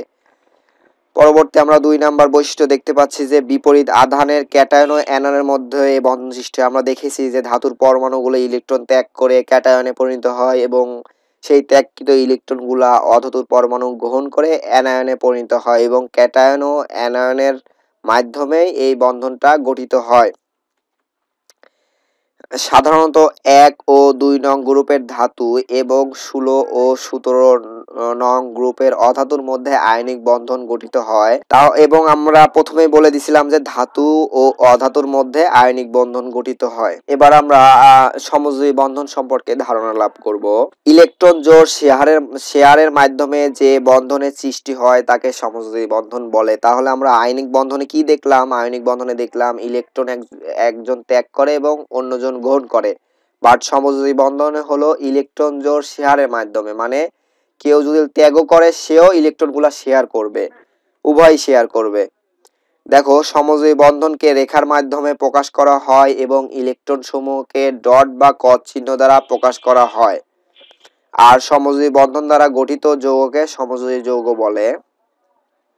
যেমন এখানে আমরা প্রথমেই দেখতে পাচ্ছি হাইড্রোজেন। এখানে একটা হাইড্রোজেন অণু দেখানো হয়েছে। দেখো এখানে এইটা আমরা দেখে বুঝতে পারতেছি যে এটা হলো সমযোজী বন্ধন গঠিত হয়েছে। কারণ কি? হাইড্রোজেন এবং হাইড্রোজেন মানে অধাতু এবং অধাতুর মধ্যে। আমরা জানি ধাতু এবং অধাতুর মধ্যে আয়নিক বন্ধন গঠিত হয়, আর অধাতু ও অধাতুর মধ্যে সমযোজী বন্ধন গঠিত হয়। তাহলে এখানে হাইড্রোজেন অধাতু এবং অধাতুর মধ্যে যে বন্ধনটা সেটা হলো সমযোজী বন্ধন। তাহলে আমরা দেখি যে হাইড্রোজেন বন্ধনটা কিভাবে গঠিত হয়। দেখো, আমরা জানি যে হাইড্রোজেনের ইলেকট্রন সংখ্যা হলো 1। এই যে হাইড্রোজেন ইলেকট্রনটাকে ডট দ্বারা প্রকাশ করা হয়েছে, যে এই হাইড্রোজেনের ইলেকট্রনটাকে ডট দ্বারা প্রকাশ করা হয়েছে। এই ইলেকট্রনটাকে আমরা ক্রস দ্বারা প্রকাশ করতে পারি। দেখো, তাহলে এই হাইড্রোজেনের ইলেকট্রন এবং এই হাইড্রোজেন ইলেকট্রন উভয়ই পরস্পর তাদের ইলেকট্রন শেয়ার করছে। এই যে দেখো, শেয়ার করে তারা কি করছে? তারা দ্বিত্ব পূরণ করছে। এই যে দেখো, দ্বিত্ব বা অষ্টক এই যে পূরণ করছে। এই যে তাদের সর্ববহিষ্ঠ শক্তি স্তরে, এটারও সর্ববহিষ্ঠ শক্তি স্তরে 2টা ইলেকট্রন, আবার এই হাইড্রোজেনের সর্ববহিষ্ঠ শক্তি স্তরে 2টা ইলেকট্রন। তাহলে আমরা দেখলাম যে ইলেকট্রন জোড় শেয়ারের মাধ্যমে কিভাবে সমযোজী বন্ধন গঠিত হয়। এই যে দেখো, এই যে এটা হলো একটা হাইড্রোজেন পরমাণু। হাইড্রোজেন পরমাণু যে ইলেকট্রন সর্ববহিষ্ঠ শক্তি স্তরে যে একটা ইলেকট্রন, সেই একটা ইলেকট্রন, এবং এটা একটা হাইড্রোজেন পরমাণু, তার সর্ববহিষ্ঠ শক্তি স্তরে একটা ইলেকট্রন দেখালাম। এবং কি করবে? তারা পরস্পর তাদের দুইজনের ইলেকট্রনটাই শেয়ার করবে। এই যে দুইজনই তাদের দুইজনের ইলেকট্রনটা শেয়ার করবে। এবং দেখো, এই হাইড্রোজেনটাও কি এই হাইড্রোজেন ইলেকট্রনটা শেয়ার করছে, আবার এও এই হাইড্রোজেন ইলেকট্রন শেয়ার করে কি তারা দুইজনই দ্বিত্ব বা অষ্টক পূরণ করছে। তাহলে আমরা দেখলাম ইলেকট্রন শেয়ারের মাধ্যমে কিভাবে সমযোজী বন্ধন গঠিত হয়।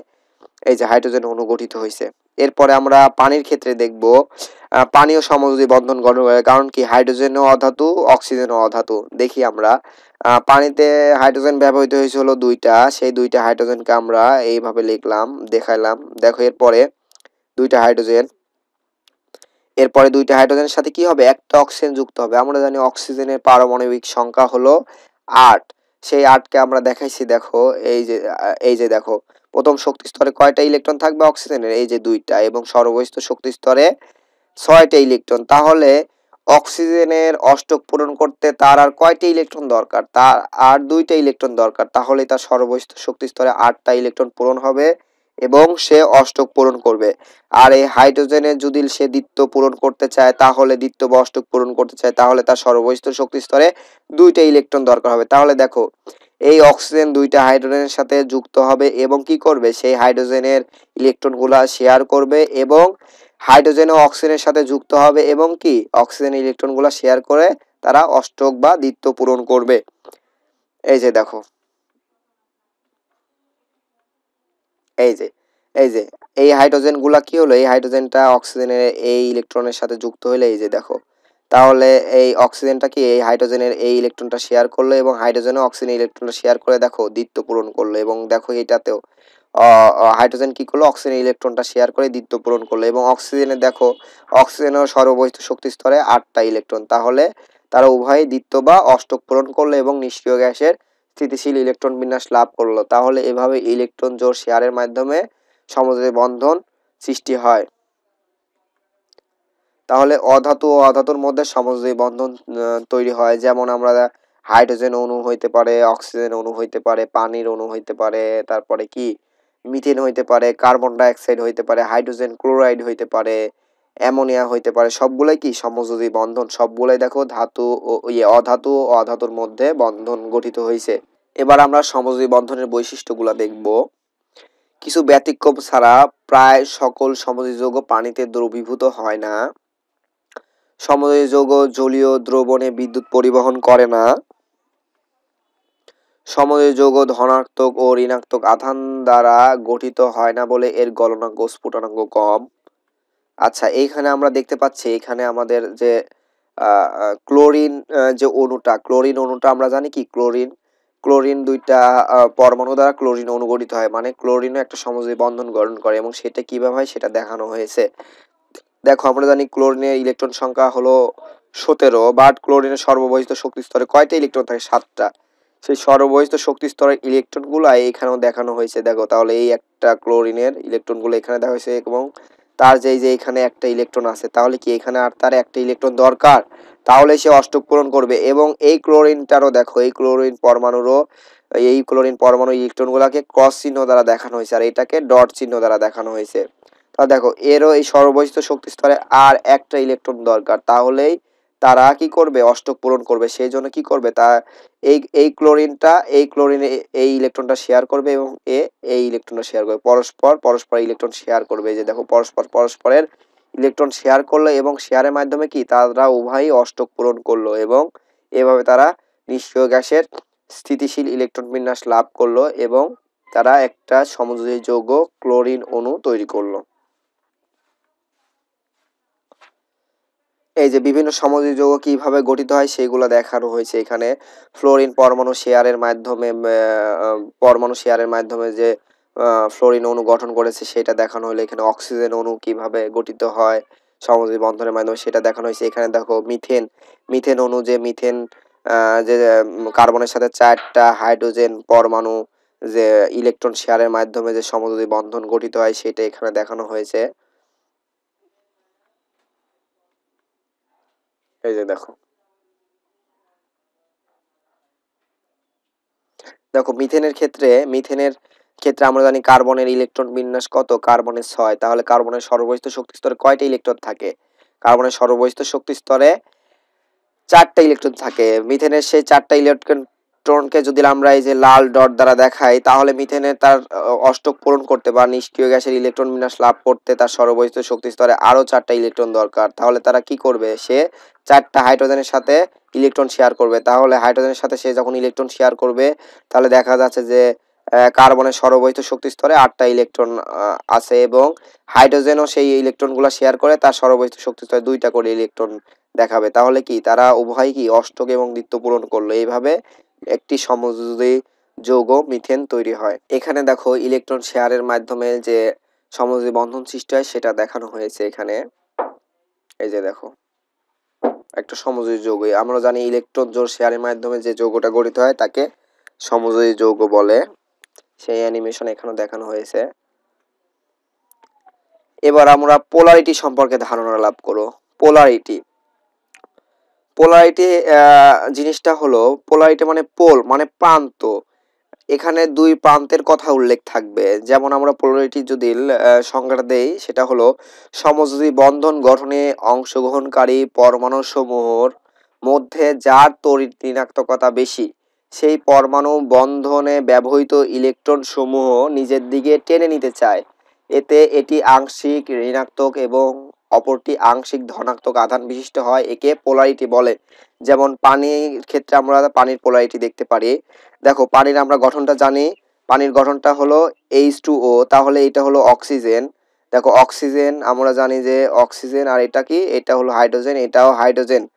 তাহলে দেখো পানির অণুটা একটা সমযোজী যৌগ, কারণ আমরা জানি হাইড্রোজেন কি অধাতু এবং অক্সিজেনও অধাতু। তাহলে দেখো পানির যে পোলারিটি সেটা আমরা ব্যাখ্যা করব। দেখো এখানে অক্সিজেন ও হাইড্রোজেন মিলিত হয়ে পানি গঠন করছে। এখন আমরা জানি যে অক্সিজেন আর হাইড্রোজেনের মধ্যে অক্সিজেনের তড়িৎ ঋণাত্মকতা বেশি।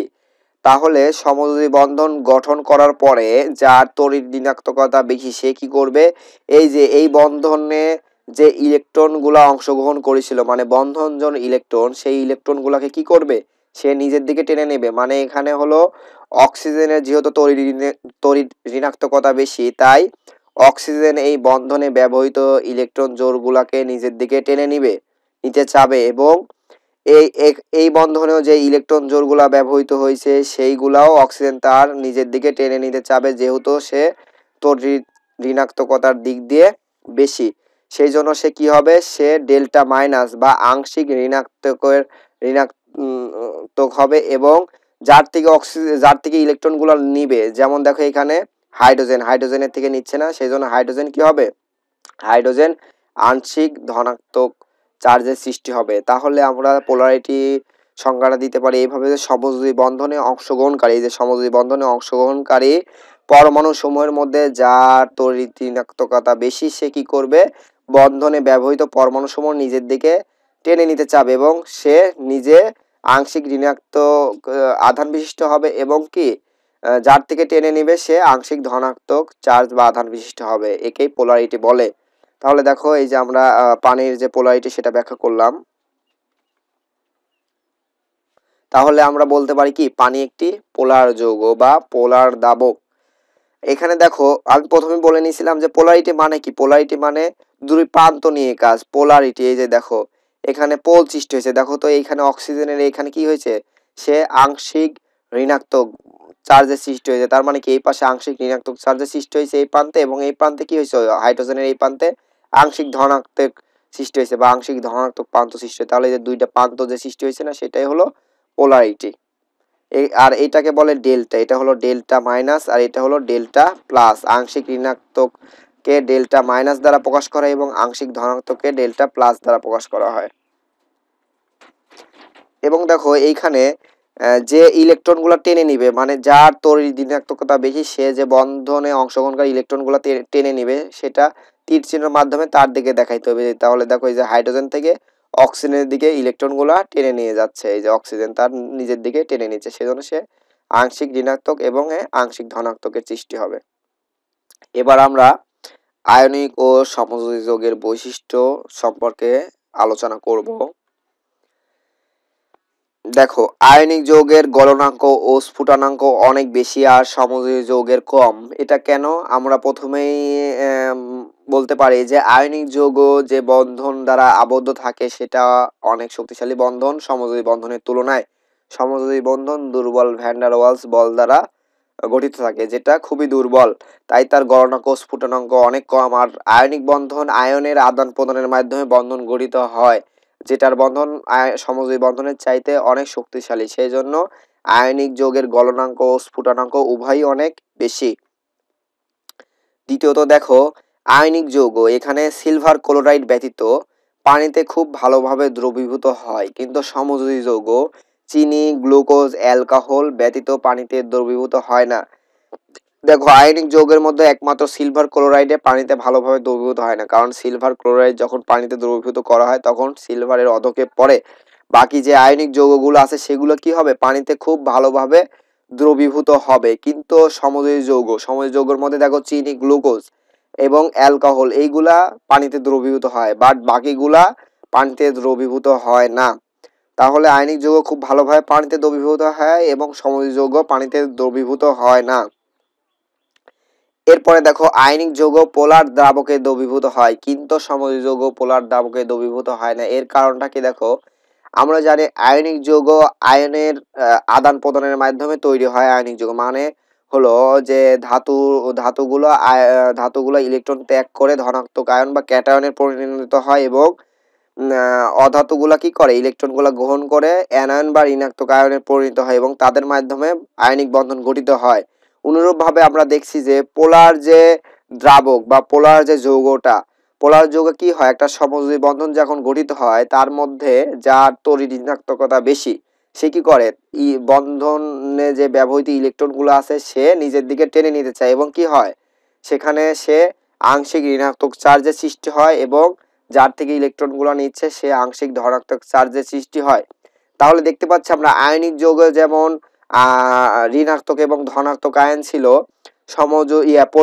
পোলার যৌগ বা পোলার দাবক গুলো সেরকম আংশিক ধনাত্মক আংশিক ঋণাত্মক চার্জের সৃষ্টি হয়। তাহলে এদের মধ্যে যে বন্ধনটা সৃষ্টি হয়, মানে আয়নিক যৌগের যে ধনাত্মক প্রান্ত সে কি করবে, পোলার দাবকের আংশিক ঋণাত্মক প্রান্তের সাথে যুক্ত হবে এবং আয়নিক যৌগের যে ঋণাত্মক প্রান্ত সেটা পোলার দাবকের আংশিক ধনাত্মক প্রান্তের সাথে যুক্ত হবে এবং খুব ভালোভাবে আয়নিক যৌগ পোলার দাবকে দ্রবীভূত হবে। কিন্তু সমযোজী যৌগে এরকম কোনো চার্জের সৃষ্টি হয় না, সেই জন্য সমযোজী যৌগ পোলার দাবকে দ্রবীভূত হয় না। এরপরে দেখো, আয়নিক যৌগ জলীয় দ্রবণে বিদ্যুৎ পরিবহন করে, কিন্তু সমযোজী যৌগ বিদ্যুৎ পরিবহন করে না। আমরা দেখবো যে আয়নিক যৌগ যেমন সোডিয়াম ক্লোরাইডে আমরা যদি এমনিতে বিদ্যুতের সংস্পর্শে নিয়ে যাই তাহলে দেখবো সোডিয়াম ক্লোরাইড বিদ্যুৎ পরিবহন করছে না, কিন্তু সোডিয়াম ক্লোরাইডে যদি আমরা জলীয় দ্রবণের মধ্যে যদি বিদ্যুৎ পরিবহন করাতে চাই তাহলে দেখবো বিদ্যুৎ পরিবহন করে, কিন্তু সমযোজী যৌগ জলীয় দ্রবণেও বিদ্যুৎ পরিবহন করে না।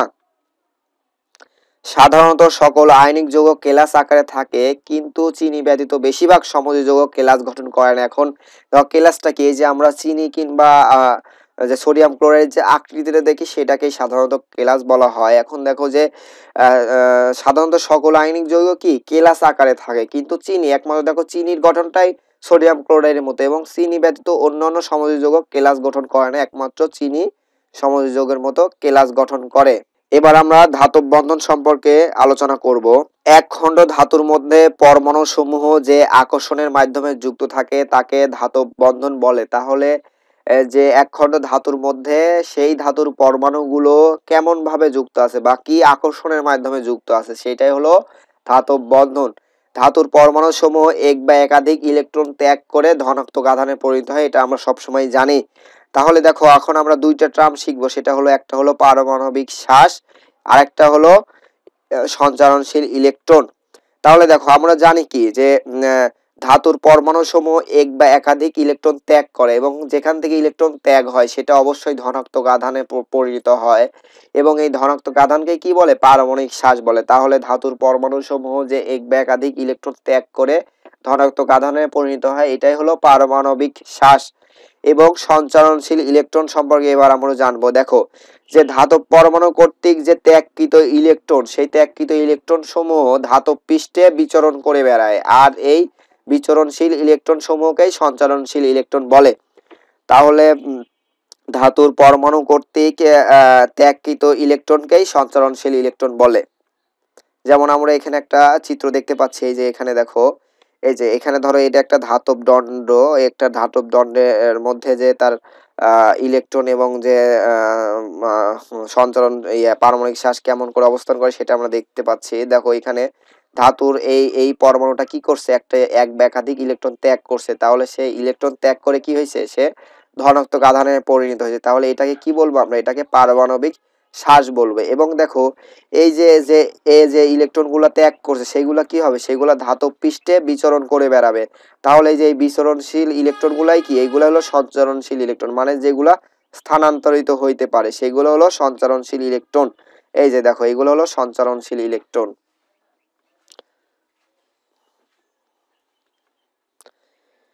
এবার আমরা ধাতুর বিদ্যুৎ পরিবাহিতা সম্পর্কে ধারণা লাভ করব। দেখো আমরা এখানে একটা ধাতব খণ্ড দেখতে পাচ্ছি, এই যে দেখো এটা একটা ধাতব খণ্ড বা ধাতব দণ্ড। তাহলে আমরা ধাতু যে বিদ্যুৎ পরিবহন করে এটার মাধ্যমে আমরা সেটা ব্যাখ্যা করতে পারবো। এখানে আমরা ধাতুর এক প্রান্তে তড়িদের ঋণাত্মক প্রান্ত সংযোগ করে দিলাম এবং অন্য প্রান্তে তড়িদের বা বিদ্যুতের ধনাত্মক প্রান্ত সংযোগ করে দিলাম। এখন দেখো আমরা জানি যে ধাতব দণ্ড বা ধাতব পরমাণুগুলো কি করে, সব সময় ইলেকট্রন ত্যাগ করে এবং ইলেকট্রন ত্যাগ করে সে ধনাত্মক আধানে পরিণত হয়। এই ধনাত্মক আধানকে কি বলে, পারমাণবিক শ্বাস বলে। এবং এই যে ত্যাগকৃত ইলেকট্রনগুলা সেইগুলা এই ধাতব পৃষ্ঠে বিচরণ করে, আর এই বিচরণ ইলেকট্রনগুলাকে কি বলে, সঞ্চারণশীল ইলেকট্রন বলে। এখন দেখো এই ধাতব পৃষ্ঠে আমরা যখন এখানে ঋণাত্মক প্রান্তটা সংযোগ করে দেব, আমাদের তো ধাতব পৃষ্ঠে সঞ্চারণশীল ইলেকট্রন আগে থেকেই বিদ্যমান ছিল, তারপরে আবার যদি আমরা এখানে ঋণাত্মক প্রান্তটা সংযোগ করে দেই বিদ্যুতে, তাহলে এখানে ইলেকট্রনের আধিক্য বেড়ে যাবে না?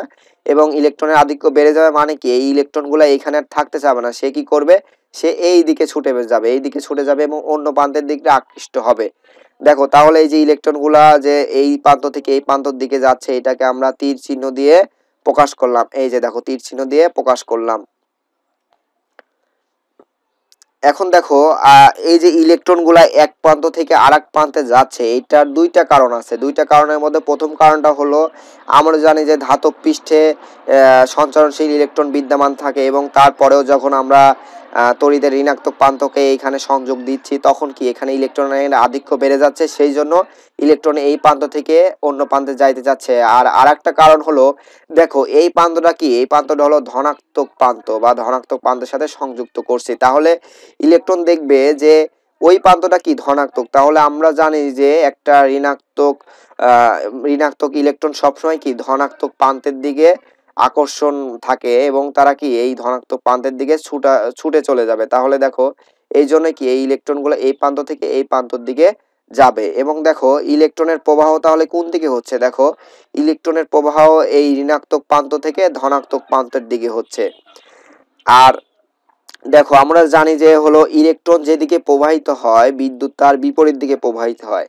তাহলে এখানে ইলেকট্রন যদি ধনাত্মক প্রান্ত থেকে ঋণাত্মক প্রান্তের দিকে প্রবাহিত হয় তাহলে বিদ্যুৎটা ধনাত্মক প্রান্ত, ইলেকট্রন যদি ঋণাত্মক প্রান্ত থেকে ধনাত্মক প্রান্তর দিকে প্রবাহিত হয় তাহলে বিদ্যুৎটা এই ধনাত্মক প্রান্ত থেকে ঋণাত্মক প্রান্তর দিকে প্রবাহিত হবে। দেখো তাহলে বিদ্যুৎ প্রবাহ কোন দিকে হবে, এই ধনাত্মক প্রান্ত থেকে ঋণাত্মক প্রান্তর দিকে। এই যে দেখো তাহলে আমরা দেখলাম যে একটা ধাতব দণ্ড বিদ্যুৎ পরিবহন করে বা ধাতুর বিদ্যুৎ পরিবাহিতা ব্যাখ্যা করলাম।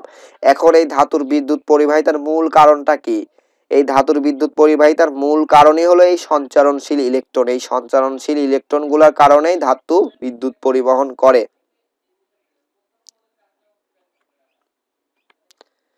এবার আমরা ধাতুর তাপ পরিবাহিতা সম্পর্কে ধারণা লাভ করব। আমরা যদি একটি ধাতব দণ্ড হাতে নেই এবং ধাতব দণ্ডটির অন্য প্রান্তে যদি তাপ প্রয়োগ করি তাহলে আমরা দেখব কিছু সময় পর আমাদের হাতে তাপ অনুভূত হচ্ছে। এটা কেন হয়, কারণ হলো ধাতব দণ্ডটি যখন আমরা অন্য একটি ধাতব দণ্ডের এক প্রান্ত আমরা ধরে অন্য প্রান্ত যখন তাপ দিচ্ছি তখন ওই তাপের কারণে ধাতুর ইলেকট্রন গুলার গতিশক্তি বৃদ্ধি পায় এবং ধাতুর ইলেকট্রন গুলা দেখো এই প্রান্তে ধাতুর ইলেকট্রন গুলার গতিশক্তি বৃদ্ধি পাবে এবং কি করবে, এই ইলেকট্রন গুলা ছুটে এই প্রান্তের দিকে চলে আসবে এবং ইলেকট্রন গুলা যখন আসবে সাথে সাথে সে তাপটাও নিয়ে আসবে। এই জন্য আমরা এই প্রান্তে হাত থাকা সত্ত্বেও আমাদের হাতে আমরা গরম অনুভূত করি। তাহলে দেখো একটি ধাতুর দণ্ড যে তাপ পরিবহন করে বা ধাতুর তাপ পরিবাহিতা আমরা ব্যাখ্যা করতে পারলাম। এবং এই ধাতুর তাপ পরিবাহিতার মূল কারণটা কি, এই ধাতুর তাপ পরিবাহিতার মূল কারণ হলো এই সঞ্চারণশীল ইলেকট্রন।